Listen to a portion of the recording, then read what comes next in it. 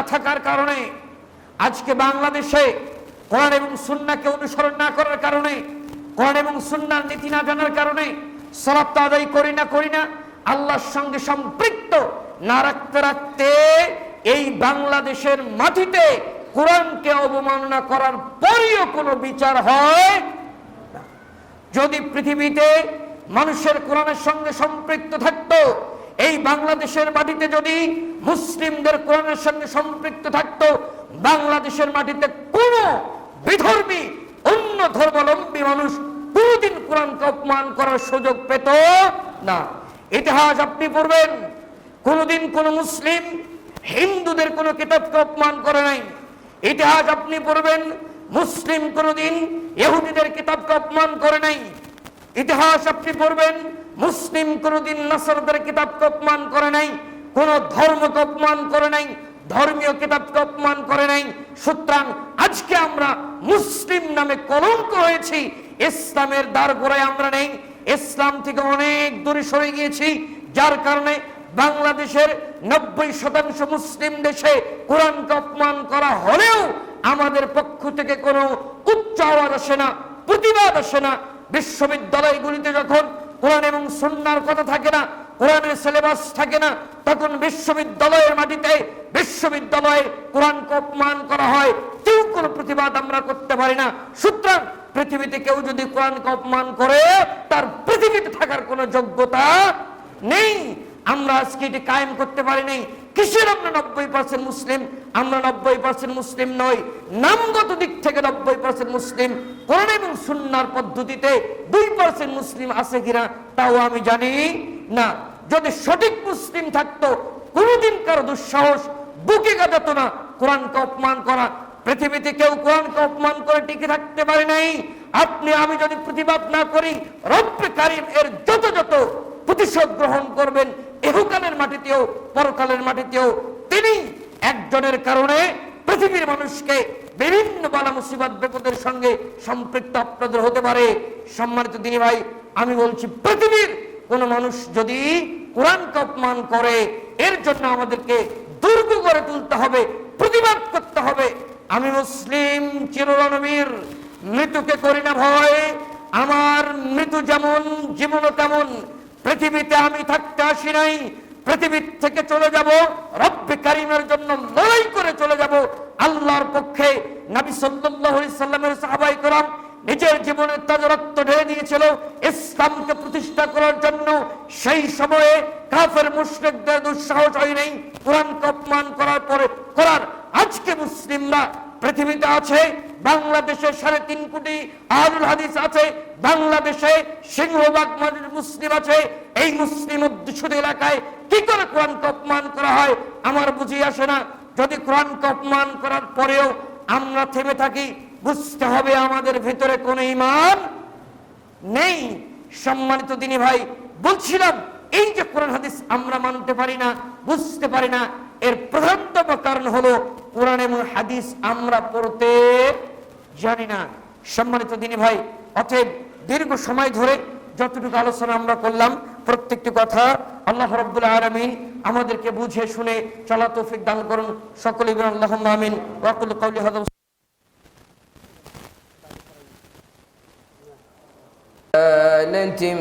মিনান নাস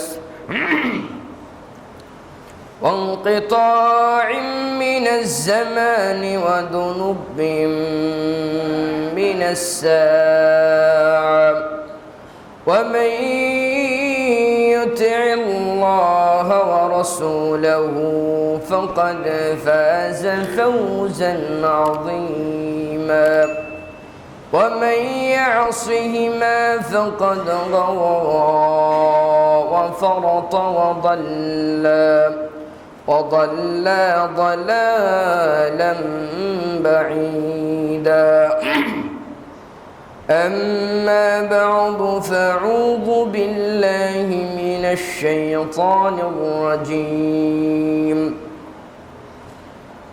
وكذلك جعلناكم أمة وسطا لتكونوا شهداء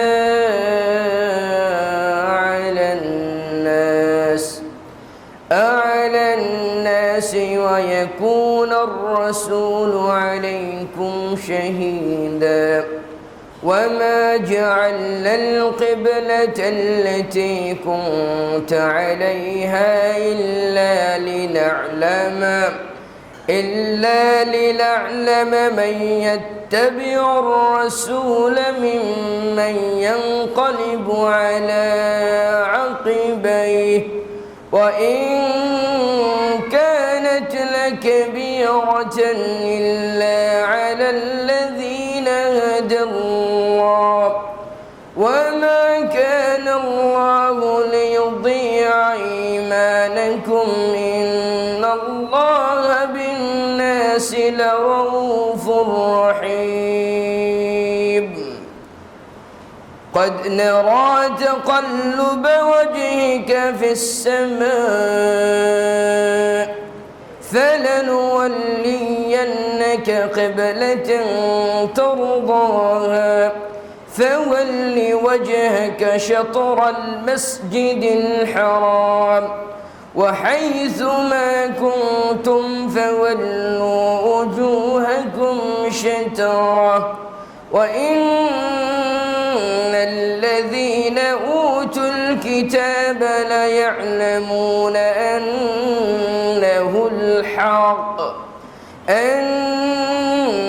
الحق من ربهم وما الله بغافل عما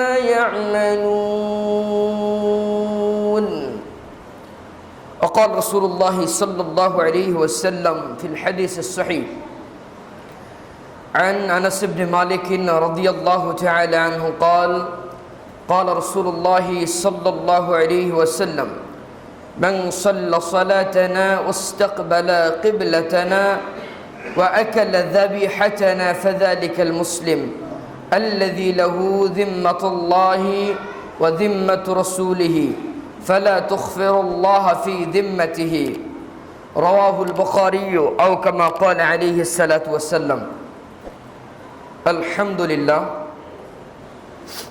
সমস্ত প্রশংসা আল্লাহ সুবহানাহু ওয়া তাআলার জন্য যে আল্লাহ রাব্বুল আলামিনের অপার অনুগ্রহে সপ্তাহের শ্রেষ্ঠ দিন জুমার দিনে আল্লাহ সুবহানাহু ওয়া তাআলার মেহমান সেজে তার বিধানকে পালন করার নিমিত্তে সর্বোৎকৃষ্টতম স্থান মসজিদে সমবেত হওয়ার সুযোগ এবং তৌফিক দিয়েছেন সে আল্লাহ রাব্বুল আলামিনের জন্য সাজদাতুশ শুকর আদায় করছি মুখের এবং বুকের আওয়াজকে উঁচু করে কৃপণতা বর্জন করে ভক্তি ভরে আবেগ নিয়ে সমস্বরে বলি আলহামদুলিল্লাহ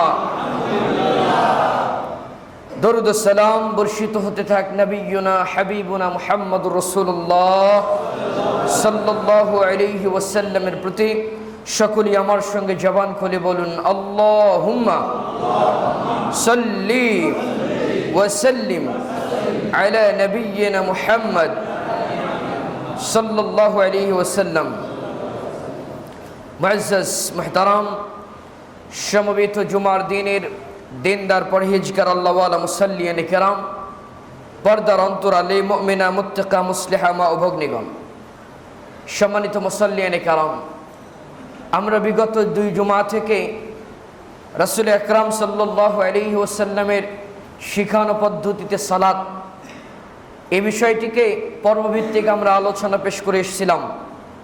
এটি তৃতীয় পর্ব। বিগত 2 পর্বে আমরা আলোচনা করেছি যে আজান এবং ইকামা, এরপরে হচ্ছে কাতার সারিবদ্ধ করা, কিভাবে আমাদেরকে কাঁধে কাঁধ মিলিয়ে সালাতে দাঁড়াতে হবে, এ বিষয়গুলি নিয়ে আমরা আপনাদের সামনে কোরআন এবং সুন্নাহ থেকে তত্ত্ববহুল বিশ্লেষণমূলক আলোচনা পেশ করে এসেছিলাম। এরপরে কাতার সোজা করার পরে সবথেকে গুরুত্বপূর্ণ যেটা জিনিস সেটি হলো এখন আমরা রব্বে কারিমের জন্য সারিবদ্ধভাবে দাঁড়িয়েছি। আমি আমার হাতকে উত্তোলন করব আল্লাহর কাছে সারেন্ডার করার জন্য।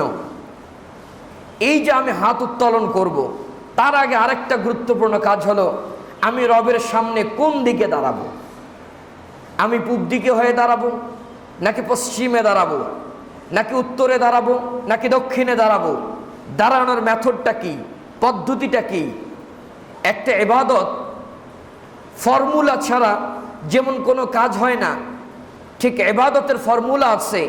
রব্বে কারিমের কাছে আপনার ইবাদতগুলিকে যদি আপনি গ্রহণযোগ্য করে তুলতে চান, তাহলে উনি যেই সমস্ত পথ পদ্ধতি পৃথিবীর মানুষের জন্য নবী আকরাম সাল্লাল্লাহু আলাইহি ওয়াসাল্লামের মাধ্যমে পাঠিয়েছেন, সেই ফর্মুলাগুলি, সেই সূত্রগুলি আমাকে জেনে জেনে ওই ইবাদত করতে হবে।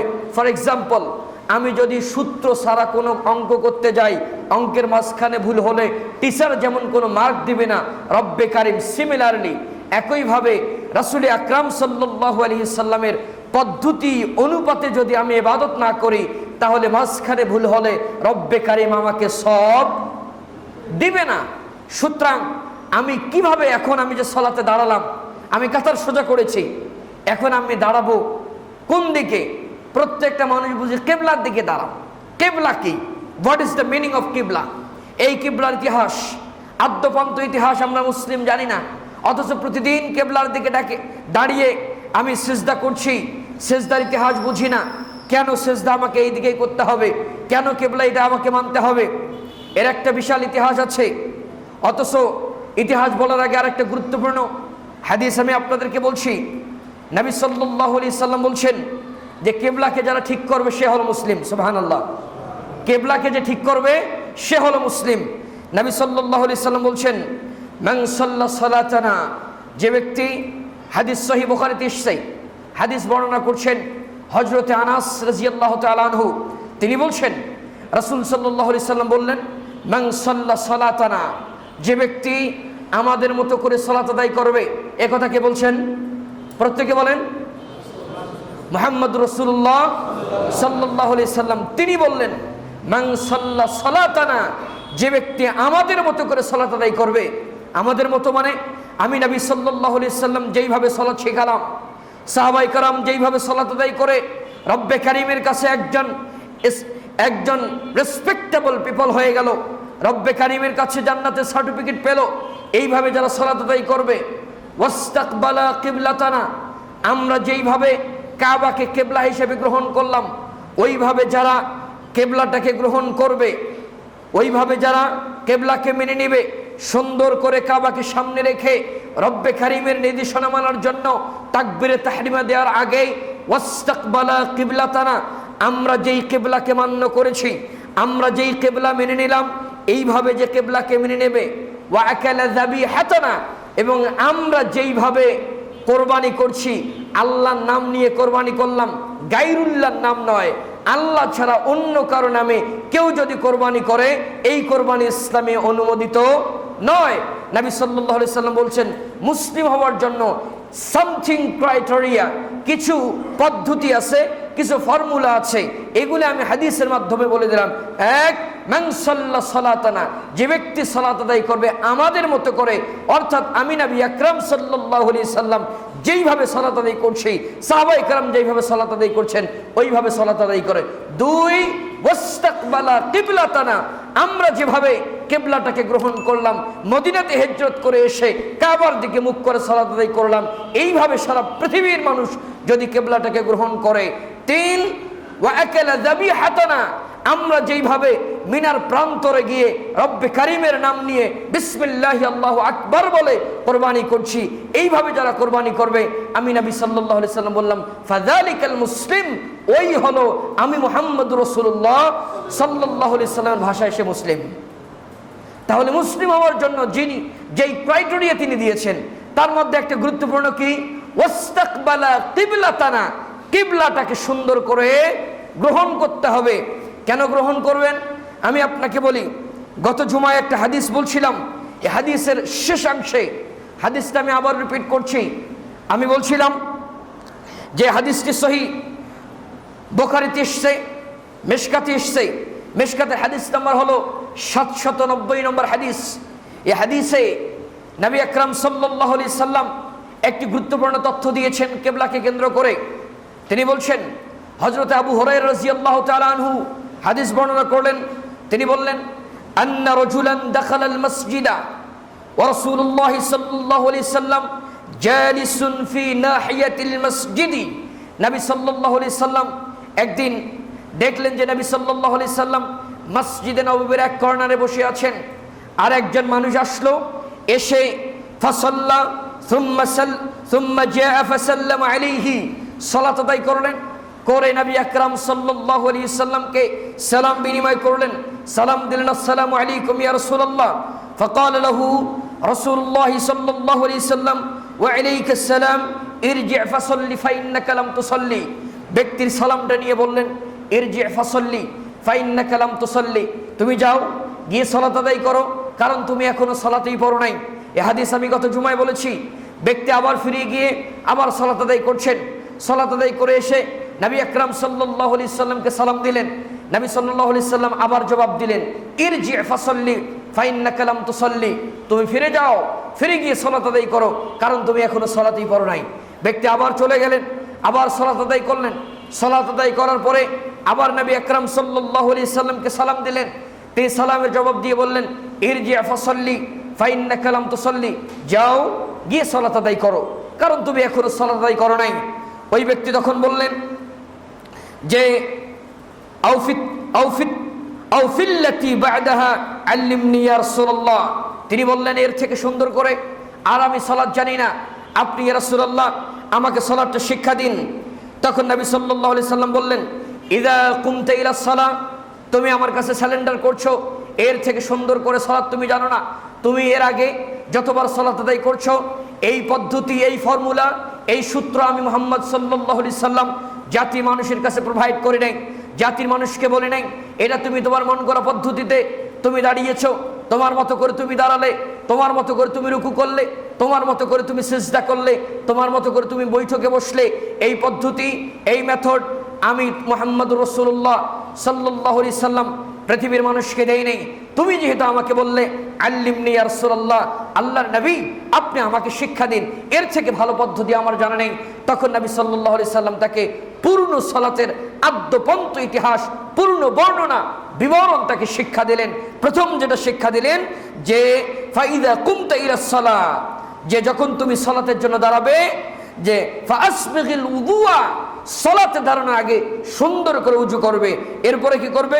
সুম্মাস্তাকবিলাল কিবলাতা, এরপরে উযু করার পরে যখন তুমি কাতারে দাঁড়াবা, সালাতের জন্য দাঁড়াবা, ইস্তাকবিলিল কিবলাতা, কিবলাকে আগে নির্ধারণ করবা, কিবলাটাকে আগে ঠিক করবা। সম্মানিত দিনী ভাই, বাকি আলোচনা করার কোনো প্রয়োজন নাই। এখান থেকে আমাদের যেটা মেজর অংশ, সাবজেক্টিভ রিলেটেড, সাবজেক্টের সঙ্গে, বিষয়ের সঙ্গে সম্পৃক্ত, সেটা হলো সুম্মাস্তাকবিলিল কিবলাতা, কিবলাটাকে তোমাকে নির্ধারণ করতে হবে। নবী আকরাম সাল্লাল্লাহু আলাইহি সাল্লাম ওই ব্যক্তিকে শেখালেন সালাতে প্রবেশের আগেই তোমাকে কিবলা নির্ধারণ করতে হবে। কেন কিবলা নির্ধারণ করতে হবে? ইতিহাস আমি একটু তোমাকে বলি, ইতিহাস বলি। ইতিহাস পৃথিবীতে ছড়িয়ে ছিটিয়ে আছে। নবী আকরাম সাল্লাল্লাহু আলাইহি সাল্লামের হাদিস না পড়ার কারণে, না জানার কারণে আমরা ইতিহাস জানি না। নবী সাল্লাল্লাহু আলাইহি সাল্লাম বহু কষ্টে তিনি 16 থেকে 17 মাস বাইতুল মুকাদ্দাসের দিকে সালাত আদায় করছিলেন।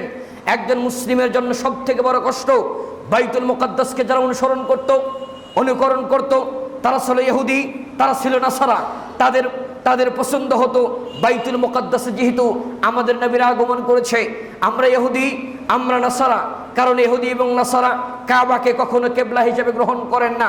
আর নবী আকরাম সাল্লাল্লাহু আলাইহি সাল্লাম যেহেতু সর্বশেষ ফাইনাল মেসেঞ্জার, আল্লাহ রাব্বুল আলামিনের পক্ষ থেকে সর্বশেষ প্রফেট এন্ড মেসেঞ্জার, তিনি কাবাকে সামনে রেখে সালাত আদায় করতে পছন্দ করেন। আল্লাহকে কিছু বলতে পারেন না, এজন্য তিনি কি করলেন? তার চক্ষুটাকে আকাশের দিকে তাকাচ্ছিলেন। কেন? আসমানের দিকে আছে রব্বে কারীম, আসমানের উপরে, সপ্ত আসমানের উপরে আরশ আজিমে আল্লাহ আছেন। আল্লাহকে জানালেই আল্লাহ তো বুঝেন, রব্বুকুম আ'লামু বিমা ফি নুফুসিকুম, তোমরা অন্তরে কি কল্পনা জল্পনা করো এটা কে বুঝেন? আল্লাহ বুঝেন। আল্লাহর নবী মুহাম্মদ রাসূলুল্লাহ সাল্লাল্লাহু আলাইহি সাল্লাম কাউকে না জানিয়ে এভাবে তিনি আকাশের দিকে তাকাতে শুরু করলেন। তার এই যে আকাশের দিকে তাকানো, প্রত্যেকটা বর্ণনা সুবহানাল্লাহি ওয়া বিহামদিহি সুবহানাল্লাহিল আযীম। আল্লাহ রাব্বুল আলামিন নবী আকরাম সাল্লাল্লাহু আলাইহি সাল্লামের এই আকাশের দিকে চাহনিটাকে এত বেশি পছন্দ করলেন, তার পূর্ণ বিবরণ কোরআনুল কারীমের 2 নম্বর সূরা আল বাকারার 41 নম্বর আয়াতে কারিমা থেকে 56 নম্বর আয়াতে কারিমা পর্যন্ত ডিটেল ইতিহাস, মক্কার দিকে কাবার দিকে কিবলা পরিবর্তন ইতিহাস রব্বে কারিম জাতির কাছে উপস্থাপন করেছেন। কিভাবে মুহাম্মদ সাল্লাল্লাহু আলাইহি সাল্লাম কিবলাটাকে চেঞ্জ করে নিলেন, যেই কিবলা মুহাম্মদ সাল্লাল্লাহু আলাইহি সাল্লাম আসার আগ দিয়ে পৃথিবীতে যারা এসেছিলেন প্রত্যেকেই বাইতুল মুকাদ্দাসের দিকে সালাত আদায় করেছেন। পৃথিবীতে যে স্পেসিফিকলি একজন মানুষ মুহাম্মদুর রাসূলুল্লাহ সাল্লাল্লাহু আলাইহি সাল্লাম, তিনি কাবার দিকে ফেরানোর জন্য বারবার তাকাচ্ছিলেন। আল্লাহ বললেন, শোনো মুহাম্মদ সাল্লাল্লাহু আলাইহি সাল্লাম, যে قد نرى تقلب وجهك في السماء فلنولينك وجها قبلة ترضاها فول وجهك شطر المسجد الحرام। আল্লাহ তাআলা হযরত জিবরাইল আলাইহিস সালাতু ওয়াস সালামকে বললেন, তুমি ওহী নিয়ে মুহাম্মদ রাসূলুল্লাহ সাল্লাল্লাহু আলাইহি সাল্লামের কাছে যাও, গিয়ে বলো قد نرى تقلب وجهك في السماء, আপনার আকাশের দিকে বারবার তাকানোটাকে রব্বে কারীম দৃষ্টিপাত করেছেন।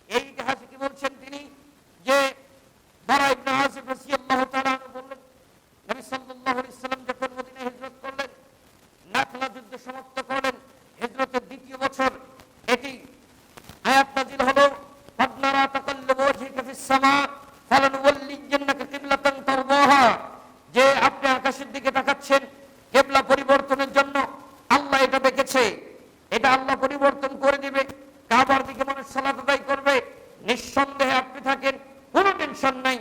এই দৃশ্য যখন হচ্ছিল তিনি বললেন, বারা ইবনে আযিব রাদিয়াল্লাহু তাআলা আনহু আয়াতকে সামনে রেখে বললেন যে একদল বলছিলেন যে যারা অন্য মসজিদে সালাত আদায় করছেন, যারা কিবলা পরিবর্তন ইতিহাস জানেন না, তাদের সবটা আল্লাহ বাতিল করবেন কিনা। আল্লাহ তাআলা এই আয়াতকে বুঝাতে গিয়ে বারা ইবনে আযিব রাদিয়াল্লাহু তাআলা আনহু হাদিস বর্ণনা করছিলেন।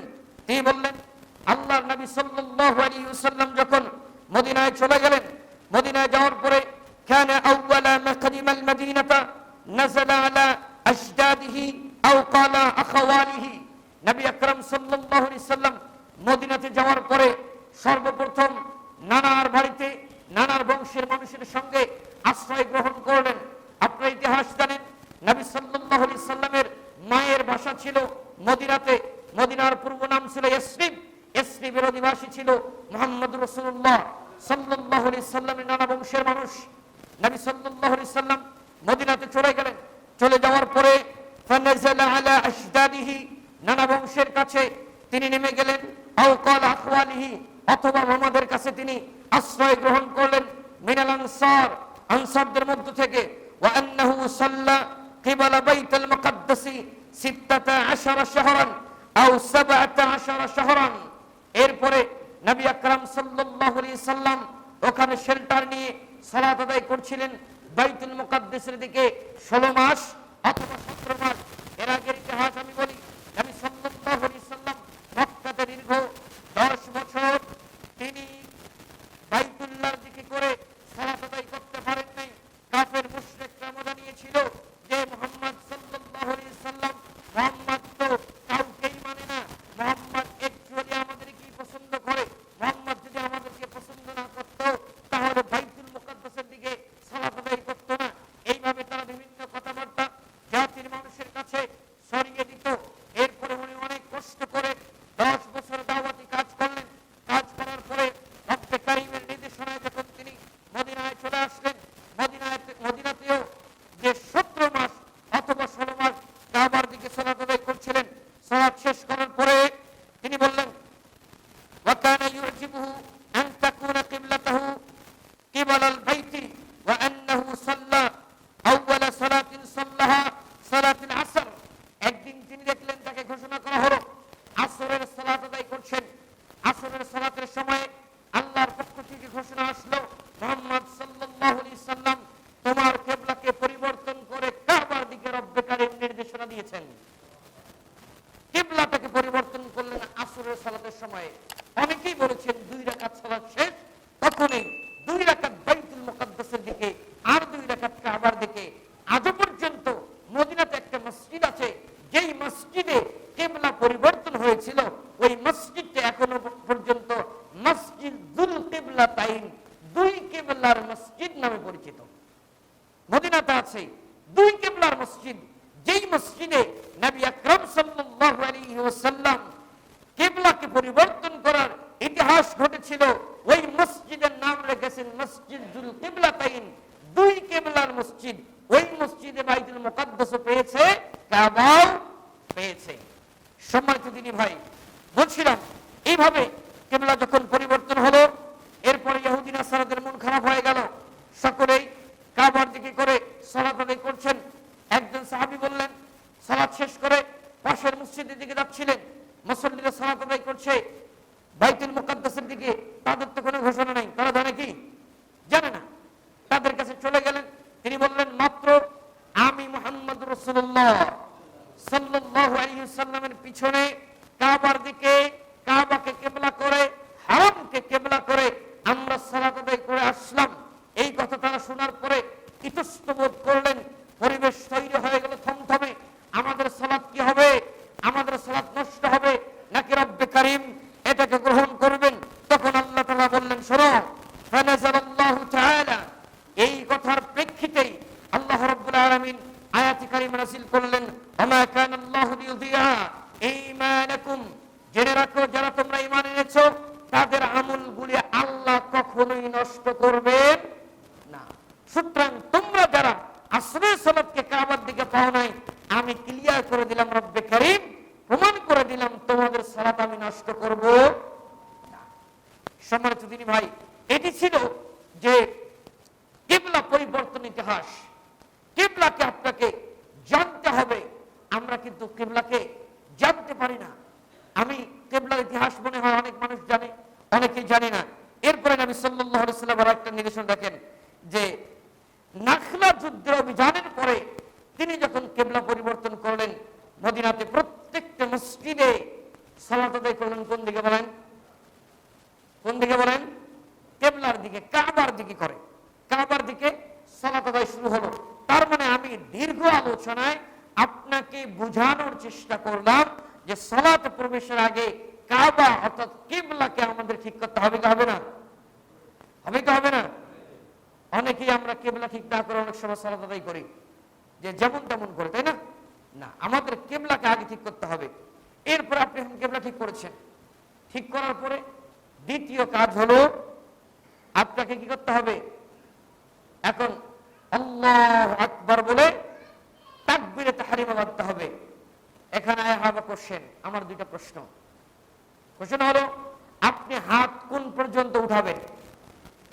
দ্বিতীয় প্রশ্ন, যে কান টাচ করবে কিনা হাত। এগুলি কোরআন এবং সুন্নাহ দ্বারা প্রমাণিত করতে হবে। কারণ এই সমাজের অনেক মানুষ কানকে স্পর্শ করে হাত বাঁধে, অনেকেই কান বরাবর করে হাত বাঁধে, অনেকেই কাঁধ বরাবর করে হাত বাঁধে, অনেকেই বুকের উপরে হাত বাঁধে, অনেকেই বুকের নিচে হাত বাঁধে, অনেকেই নাভির নিচে হাত বাঁধে, অনেকেই এইভাবে হাত বাঁধে, অনেকেই এইভাবে হাত বাঁধে। আসলে কোনটা সঠিক? প্রয়োজন আছে কিনা?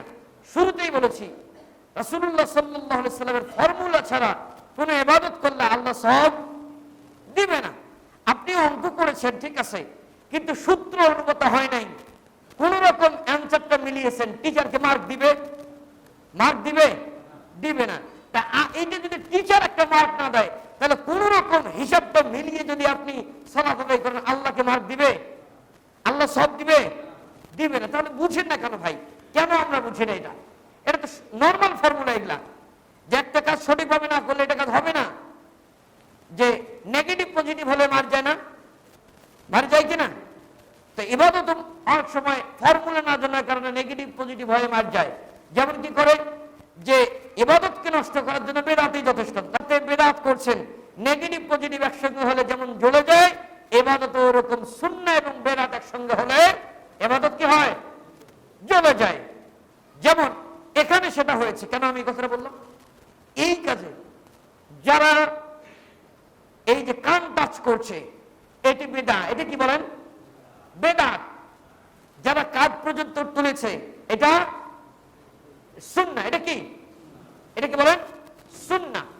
আপনাকে আঙ্গুলগুলো দেখেন, এই যে একটু সবাই তুলবেন হাত প্লিজ, দেখেন এভাবে কাঁধ বরাবর। অনেকে এরকম করে না, একদম একটু হালকা রেখে কাঁধ বরাবর, ঠিক আছে? এভাবে আমাদেরকে বাঁধতে হবে। এখন শোনেন, কেউ যদি সালাতে কান টাচ করে, আরেকটা কথা বলি, এই সমাজে বহুল প্রচলিত একটা কথা যে ছেলেরা হাত বাঁধবে নাভির নিচে আর মায়েরা হাত বাঁধবে বুকের উপরে। আচ্ছা বলেন, নবী সাল্লাল্লাহু আলাইহি সাল্লাম কি পুরুষদের নবী না মহিলাদের নবী? বিধান কি আলাদা আলাদা? সালাত কার? নবী সাল্লাল্লাহু আলাইহি সাল্লামের একটা হাদিস আমি বলছিলাম। নবী সাল্লাল্লাহু আলাইহি সাল্লাম বলেছেন, সাল্লু কামা রাআইতুমুনি উসাল্লি, তোমরা সালাত আদায় করো ওইভাবে যেইভাবে আমাকে দেখেছো।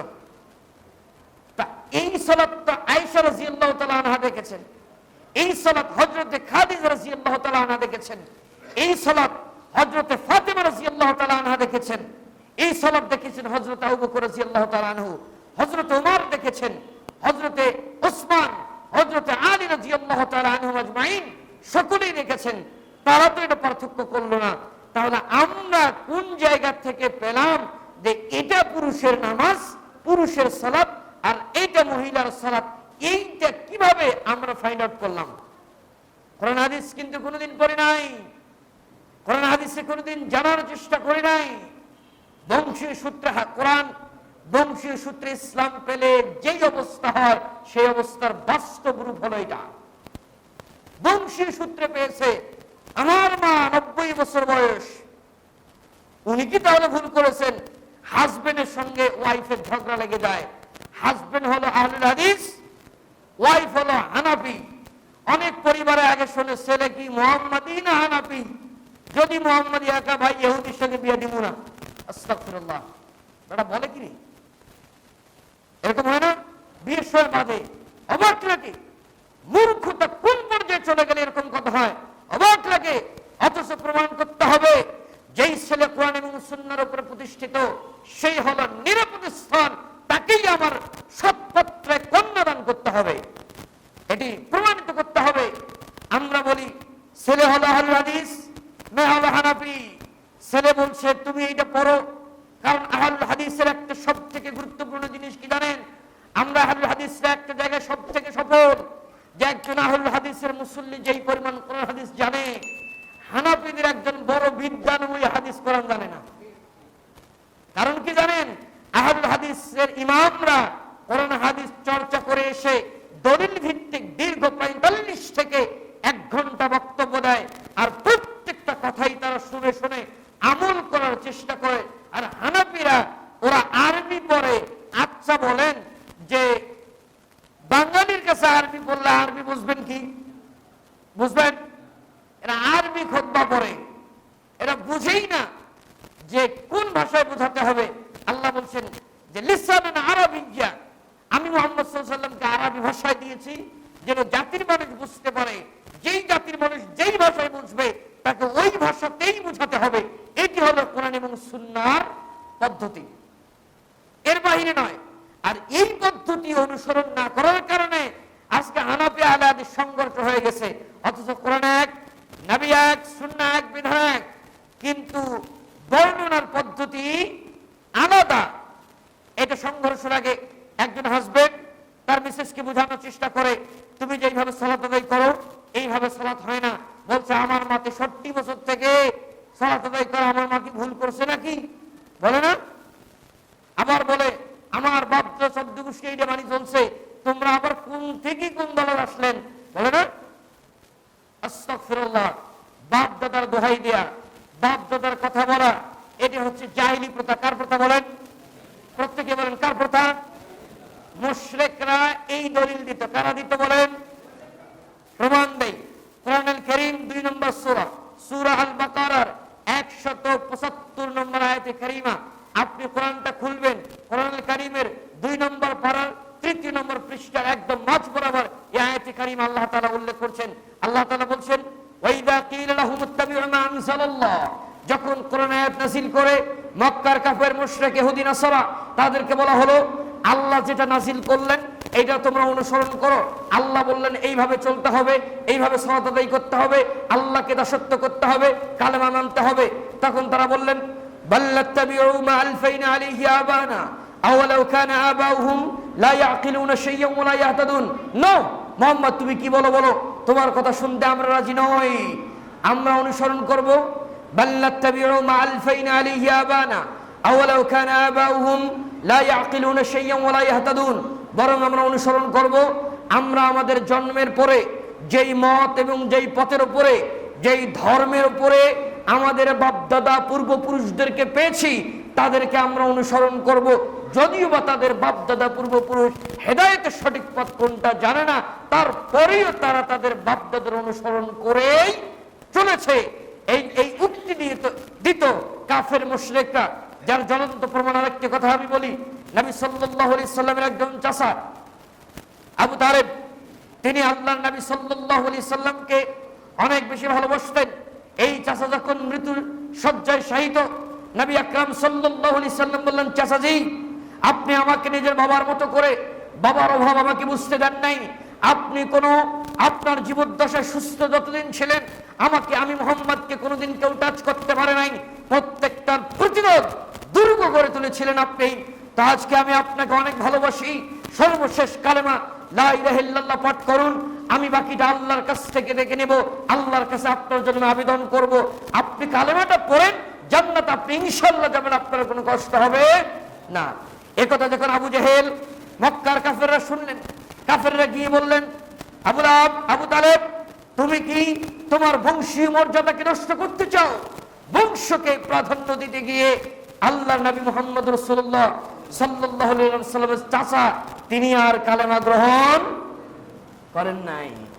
দেখেন, তাহলে যারা বংশীয় উদ্ধৃতি দেয়, অতীত মানুষের ইতিহাস থেকে ইসলামটাকে মানতে চায়, তারা কখনো মুসলিম না। তার প্রমাণ হলো আল্লাহর নবী সাল্লাল্লাহু আলাইহি সাল্লামের হাদিস শুরুতে যেটা বলেছি, আনাস রাদিয়াল্লাহু তাআলা আনহু বলছেন যে আল্লাহর নবী সাল্লাল্লাহু আলাইহি সাল্লাম বললেন, মুসলমান হওয়ার জন্য যেই ক্রাইটেরিয়া প্রয়োজন সেটা হলো মান সাল্লা সালাতানা, যে ব্যক্তি সালাত আদায় করবে আমাদের মতো করে।